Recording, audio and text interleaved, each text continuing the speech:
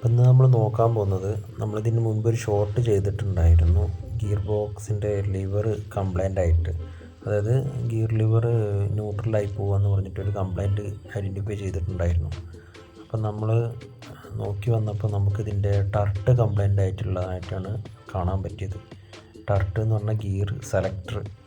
നമ്മൾ gear first second എന്ന് പറഞ്ഞിട്ട് സെലക്ട് ചെയ്യുന്ന സാധനമാണ് കേട്ടോ. ഇത് വരുന്നത് ഗിയർ ബോക്സിൻ്റെ റൈറ്റ് സൈഡിൽ മുകൾ ഭാഗത്തായിട്ടാണ്. ഇതിന് അഴിക്കാനായിട്ട് ആവശ്യമുള്ളത് 13-ൻ്റെ റിങ്ങോ അല്ലെങ്കിൽ ബോക്സോ ആണ്. ഇതിന് 13-ൻ്റെ 4 ബോൾട്ടും 16-ൻ്റെ 1 ബോൾട്ടുമാണ് വരുന്നത്, ബോൾട്ടിന് കേട്ടോ.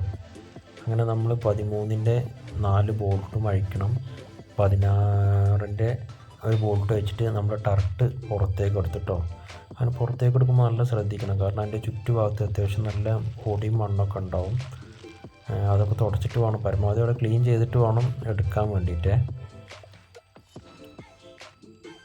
കാരണം അതിൻ്റെ ചുറ്റുമുള്ള ബോൾട്ടിലേക്കൊക്കെ, ബോൾട്ടിടുന്ന ഭാഗത്തേക്കൊക്കെ മണ്ണ് കയറാൻ സാധ്യതയുണ്ട്.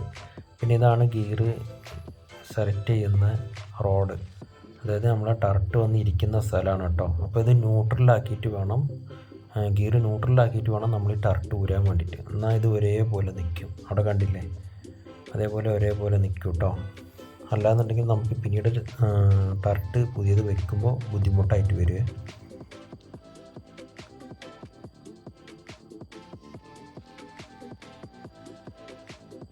അങ്ങനെ നമ്മൾ പുതിയ ടർട്ട് എടുത്തു.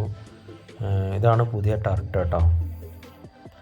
ഇതിന് ഏകദേശം വില വരുന്നത് 4348 രൂപ വരുന്നുണ്ട്. ഇതിൻ്റെ പാർട്ട് നമ്പർ 332/Y0161 കേട്ടോ.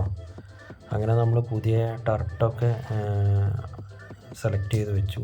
ഈ പുതിയ ടർട്ട് ഇടുമ്പോൾ നമ്മൾ തീർച്ചയായിട്ടും അനാബോണ്ടോ അല്ലെങ്കിൽ അതിൻ്റെ പാക്കിംഗ് ഒട്ട് കൊടുക്കണം കേട്ടോ, അല്ലെങ്കിൽ ലീക്ക് ആവാൻ സാധ്യതയുണ്ട്. അങ്ങനെ നമ്മൾ 4 ബോൾട്ട് ഇട്ട് കൊടുത്തു, അത് ടൈറ്റ് ചെയ്യണം.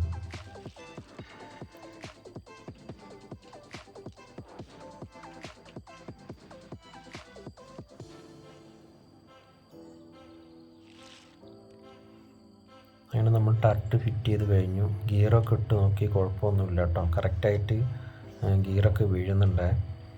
അങ്ങനെ കംപ്ലൈൻറ്റൊക്കെ ഇപ്പോൾ റെഡി ആയിട്ടുണ്ട്. അപ്പോൾ ഇനിയും JCB ആയിട്ടുള്ള നിങ്ങൾ സംശയങ്ങൾ കമൻറ്റ് ചെയ്താൽ നമ്മൾ വീഡിയോ ചെയ്യുന്നതായിരിക്കും. Thanks for watching.